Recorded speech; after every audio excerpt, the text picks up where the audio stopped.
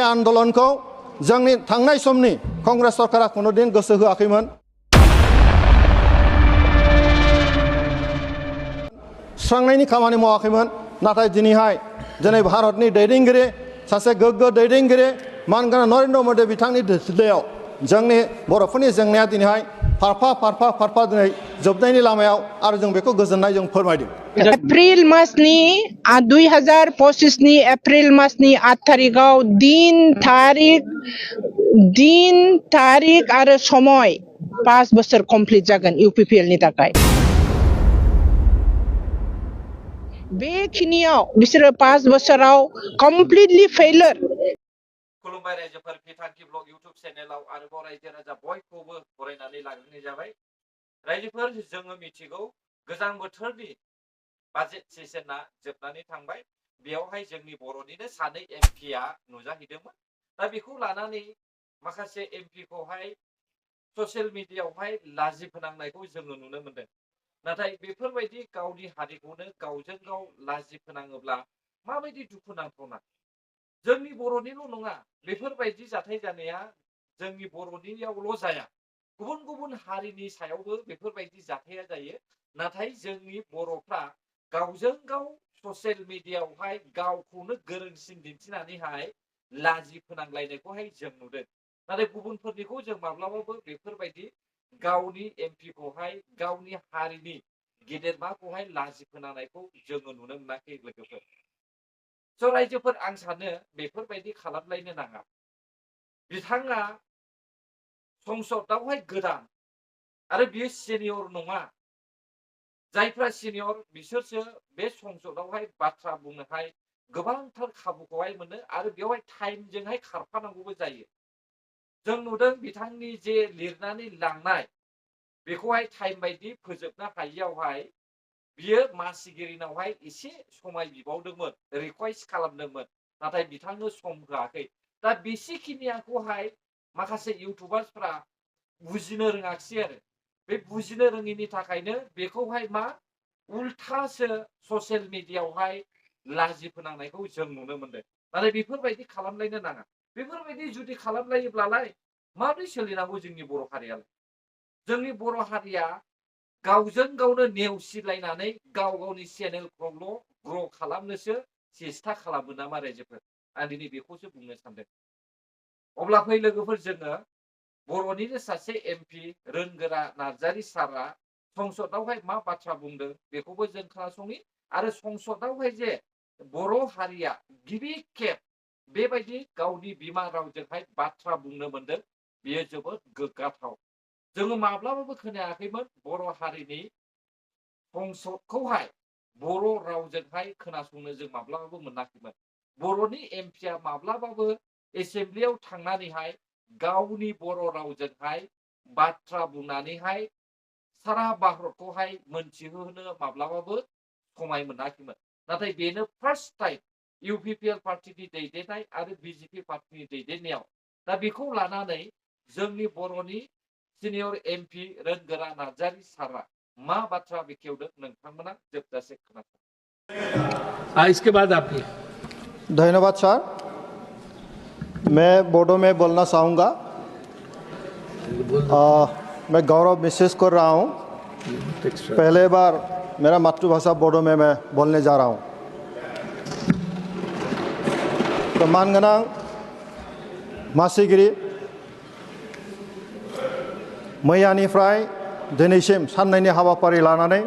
भारतनि संबिधाननि 75 बोसोर जे दावबायनाय थासारि बेखौ लानानै सावरायनाया सोलिगासिनो दङ। बेवहाय बाहागो लानो आंखौ खाबु होनायनि थाखाय आं मानगोनां नोंथांनिसिम साबायखर बावो। मानगोनां चेयारमेन नोंथां, जे जाय सुबुंफ्रा भारत संबिधानखौ दानो थाखाय खामानि मावदोंमोन, बेनि गेजेरावहाय मानगोनां जोंनि भारतनि संबिधानखौ दागिरि डक्टर B.R. आम्बेडकारजों लोगोसे गासैबो कन्स्टिट्युएन्ट एसेम्ब्लिनि मानगोनां बिथांमोनखौ आङो साबायखर बावो। बिथांमोननो आङो आंनि बावनायखौ आङो फोरमायहरो। दिनै बे हाउसआव आङो फोरमायनो लुबैदों, जोंनि आसामनिफ्राय क'क्राझार लकसभानिफ्राय सासे सुबुं, जाय सुबुङा धरनीधर बसुमतारी बिथाङा कन्स्टिटिउयेन्ट एसेम्ब्लिनि सासे सोद्रोमामोन बिथांखौ कन्स्टिटिउसन दाफुंनायनि थाखाय खामानि मावनो जोंनो खाबु होनाय जादोंमोन आरो बिनि थाखाय आं खोब गोग्गानाय मोनदों मानगोनां हाउस जे 75 बोसोर बैसोआवहाय दिनै जायफोर सरकार सालायदों बेवहाय मोननै मेजर राजनिति हान्जाया खामानि मावदों मोनसेया जाबाय कंग्रेस पार्टी आरो मोनसेया जाबाय बिजेपि पार्टी कंग्रेस पार्टीया 55 बोसोर खामानि मावनो खाबु मोनदों आरो बै समनिफ्राय आं बड'लेण्डनि सासे ट्राइबेल हिसाबै नैबेवहाय प्रतिनिधि हिसाबै फैनो हादों जोङो बर' माहारिया 50 बोसोरसो जोंनि संबिजिरनि मोन्थायखौ लानानै संग्राम खालामदोंमोन आरो बै समावहाय भारतनि दैदेनगिरिफोरनो कंग्रेसनि दैदेनगिरिफोरनो मानगोनां सोरगोआरि मुस्लिमा इन्दिरा गान्धीनिफ्राय लानानै डक्टर मनमोहन सिंहनि बे समसिमाव जोङो गोबां जों मेम'रेन्डाम होदोंमोन नाथाय कंग्रेसनि समाव जों समाधान मोनाखै नाथाय आं साबायखर बावगोन जोंनि भारतनि आगुनि गाहाय मन्थ्रि मानगोनां रुंसारि अटल बिहारी वाजपेयी आगुनि deputy prime minister LK. Advani बिथांमोननि दैदेननायाव जोंनि बर'फोरनि रावा HCDLआव हाबनो थाखाय जों खाबु मोनदों आरो बिथांमोननि दिननिफ्रायनो जोंनि बर'फोरनि जे जेंना बे सुस्रांनायनि खामानिया जागायजेनदों 2003 मायथाइयाव एल.के. आडवाणी बिथांनि दैदेननायाव गिबि खेबनि थाखाय HCDLनि सिङावहाय जोंनि बर'फोरनि जेंनाखौ सुफुंनो थाखाय बेवहाय एकर्ड खालामनाय जादों बिनि अनगायैबो आरोबाव फैयै फैयै 2020 मायथाइयाव आरोबाव जोंनि दिनैनि आथिखालनि गाहाय मन्थ्रि नरेन्द्र मदिनि बिथांनि दैदेननाय आरो अमित शाह बिथांनि नखर मन्थ्रि अमित शाह बिथांनि दैदेननायाव आरोबाव खनसे 2020 मायथाइयाव मोनसे बड' एकर्ड जादों बे बड' एकर्डनि गेजेरजों बर'फोरनि जेंनाया दिनै जोबनायनि लामायावहाय दा बे थासारिनि थाखाय गासैबो जोंनि बर' माहारिया दिनै मानगोनां नरेन्द्र मदिनि फारसे जोंहा अननाय दं सिबिनाय दं आरो मोनसे फोथायनाय दं जे बिजेपिनि दैदेननायाव दिनैहाय भारत सरकारा जोंनि ट्राइबेलफोरनि फारसे दिनै खामानि मावगासिनो दङ आरो बुंनो थाङोब्ला बड' एकर्डआ नर्थ इस्टल' नङा गासै हादोरावनो बे सुक्तिया जोंनि सोमावसारारि हान्जाफोरनि थाखाय मोनसे मोजां थासारि दिनै लाबोदों जे सुक्तिखौ फल' खालामनानै दिनै गोबां जोंनि माखासे आन्दलनकारिफ्रा दिनैहाय मेइन स्ट्रिमजों जगाजग जादों सुक्ति जादों आरो गोजोन थासारिया जोंनि गेजेराव फैदों दिनैहाय बे बड'लेण्डनि सुक्तिनि गेजेरजों ओनसोलाव गोजोन थासारि फैबाय ओंखायनो दिनै आथिखालाव जोंनि बर' माहारिया बड'लेण्ड ओनसोलनि आइएफआ रायजो राजाफ्रा दिनै जों गोजोनखौ मोनबाय आरो बियो जानो हादों नरेन्द्र मदि बिथांनि दैदेननायाव मानगोनां अमित शाह बिथांनि दैदेननायाव आरो बिनि थाखाय जों रोजा रोजा साबायखर बावो मानगोनां हाउस बे बाथ्राखौ आं फोरमायनो लुबैदों जे जोङो गोबां सम आन्दलनजों जोङो फैनाय मोनसे हारि जोंनि राजखान्थि मोन्थाय जोंनि सोलोंथाइ मोन्थाय जोंनि राजखान्थिनि मोन्थायखौ लानानै जों आन्दलन खालामबोदोंमोन नाथाय बे आन्दलनखौ जोंनि थांनाय समनि कंग्रेस सरकारा खुनुदिन गोसो होआखैमोन सुस्रांनायनि खामानि मावाखैमोन नाथाय दिनै भारतनि दैदेनगिरि सासे गोग्गो दैदेनगिरि मानगोनां नरेन्द्र मदि बिथांनि दैदेननायाव जोंनि बर'फोरनि जेंनाया दिनैहाय फारफा दिनै जोबनायनि लामायाव आरो जों बेखौ गोजोननाय जों फोरमायदों दा बेनिखायनो बे बुब्लियावहाय आङो मोनसे बाथ्राखौ खावलायनो लुबैदों जोंहा मोनसे फोथायनाय दङ जे फैबाय थानाय समावहाय थांनाय 2020 मायथाइयाव जि एकर्ड जानाय बेवहाय जोंनो 125 एमेन्डमेन्ट 125 एमेन्डमेन्टखौ थाबैनो जोंनि हाउसआव लाबोनानै बिनि जेंनाखौ सुस्रांनानै होनांगौ आरो मोनसे जोंना बे एकर्डनि गेजेरजों जोंनो खोथा होनाय दङमोन जे कार्बि आंलंनि बर'फोरखौ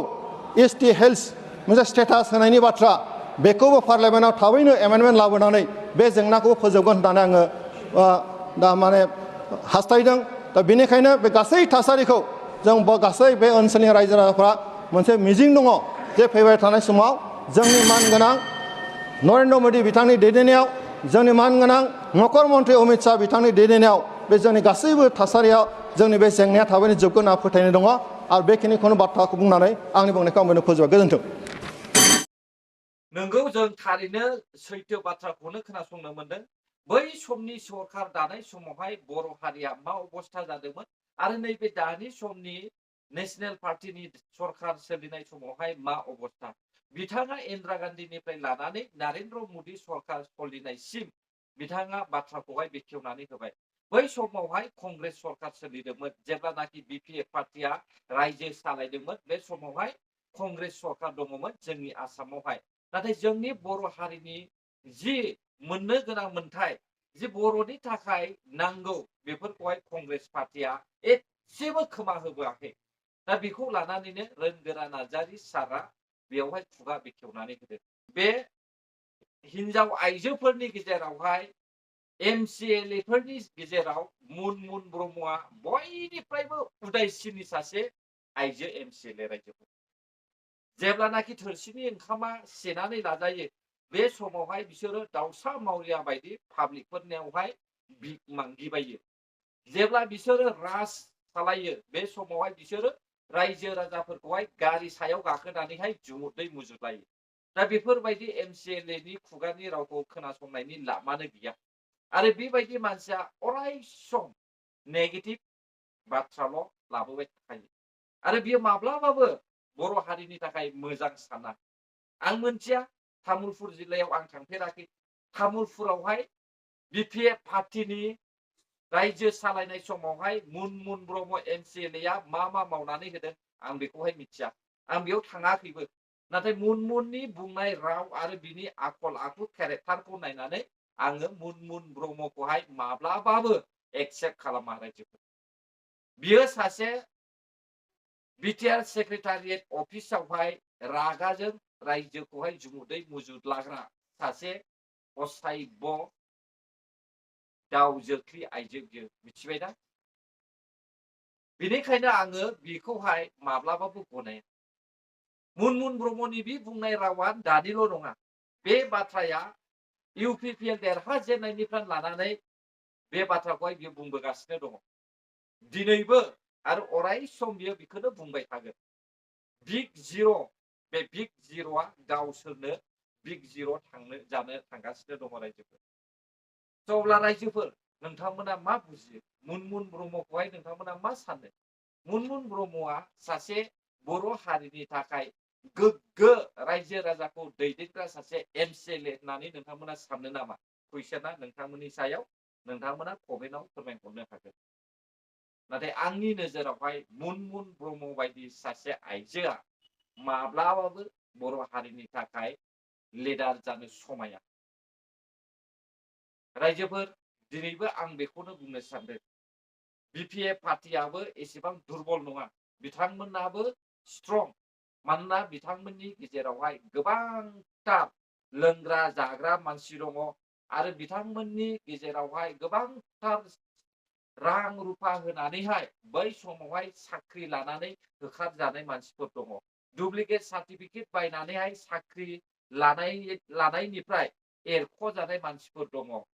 दा बैसोर बायदि मानसिया BPF पार्टीखौ सापर्ट खालामो बेनिखायनो UPPLआबो इसेबां गावखौ स्ट्रं खालामनानै दाला नोंसोरबो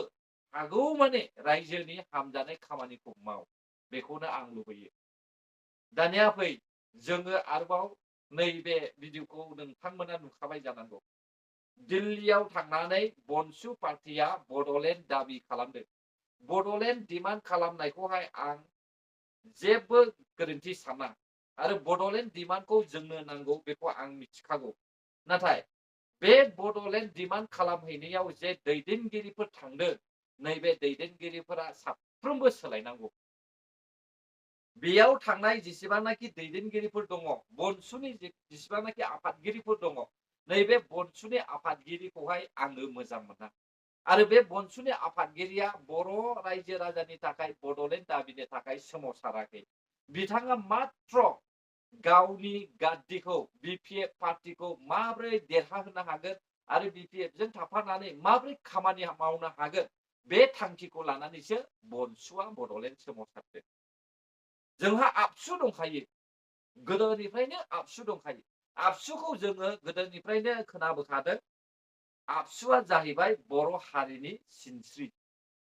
बिसोरो बर' हारिखौहाय फसंथानानै दोनग्रा मोनसे खुन्थिया बियो दा बे थासेयावबो माब्रै बनसु ओंखारदों नैबेखौ आं आसरित मोनदों दे रायजोफोर आं बेखौ माब्लाबाबो गनायनो साना जेब्लानाखि बनसुनि दैदेनगिरिया बनसुनि प्रेसिडेन्टआ बिथांमोना जेब्ला सोलायगोन जेब्ला बनसुनि आफादगिरिया चेन्ज जागोन अब्लासो आङो बनसुखौबो गनायगोन आरो बनसु मानो नांगौ आबसु थाखानानै आबसुआनो मावगासिनो दंखायो दा आबसु थाखानानै गुबुन पार्टी दानाय माने गाद्दि लुबैनाय हाग्रामाखौ माब्रै सापर्ट खालामनो हायो नैबेनि थांखिखौ लानानैसो बिथांमोना बनसु दादों बिथांमोननि थांखिया नङा माब्लाबाबो हारिनि थाखाय नङा आं बेखौ क्लियारलि बुङो रायजो जेसेबांखि बिथांमोना बुंबाय थाया मानो रावबो रायजो राजाया बनसुनि बुंनाय रावावहाय दागो जाव बिथांमोननि बेकग्राउन्डखौ नाय नोंसोर बनसुआ बिपिएफनिफ्राय जोनोम जादों बिपिएफ पार्टीया बड'लेण्ड नाङा होनग्रा मोनसे पार्टी दा बिपिएफ पार्टीया गाद्दिनि थाखायल' रांजों बायजानाय मोनसे पार्टी बिसोरो बिपिएफ पार्टीनि थाखायनो 50 बोसोर जों बर' हारिया गोग्लैसोनानै थादों मोजांथार पावार मोनसेयावबो बिथांमोना बर' हारिखौहाय उन्नति खालामनो हायाखै अब्ला बिनि अनगा मा जोंहा दुखुनांथाव दंबावो अब्ला बेबायदि सरकारखौ जोंनो मानो नांगौ बेनिखायनो आं सानदों फैबाय थानाय 2025 मायथाइयावबो जाहाथे इउपिपिएल पार्टीया देरहानानैहाय हारिनि थाखाय मोजां खामानि मावो बेखौनो आं आसा खालामो रायजोफोर आरो जों नुनो मोनदों जोंनि एनडिएफबिनि बारग' एनडिएफबिफोरनि जेलाव थानायनि हियारिंआ एसे फासयबावबाय होननानै जों खोनादों आसा खालामदों बै नेक्स्ट जि हियारिं दङ जि थांखिखौ लादों हाइकर्टआ बियो जाहाथे मोजां फिथाइ थायो दा बिसोरनि गनायनि आरो गयैनि बिनिबो जाहोन दङ बिथांमोननि गनाय आरो गयैखौबो जोंनि आसाम एसेम्ब्लिनि बर'निनो सासे मासिगिरि बिस्वजित दैमारिया क्लियार बाथ्रा बुंनानै होदों दा बाथ्राया बेसेबां सैथो बेखौ आंबो मिथिया नाथाय जि ससियेल मिडियायावहाय ओंखारदों बे बाथ्राखौहाय जोङो साननानै नायोब्ला जानोबो हागौ खोमा आं रावखौबो सोंखारिला दिनैनि समाव नाथाय माब्लाबानि समाव आं बेखौ सोंखारिनाय जागोन अब्ला रायजोफोर नोंथांमोनासो मा सानो जुदि आंनि बुंनाया गोरोन्थि जाबायब्ला आंखौ निमाहा हो आरो जुदि नोंथांमोना भिडिअखौ नायनानै मोजां मोनदोंब्ला हायोब्ला like share comment and subscribe खालामनानै होब्लानो जाबाय गोजोन्थों भिडिअखौ जोबजासे नायनायनि थाखाय बर' हारि जै जाथों जै बर' हारिनि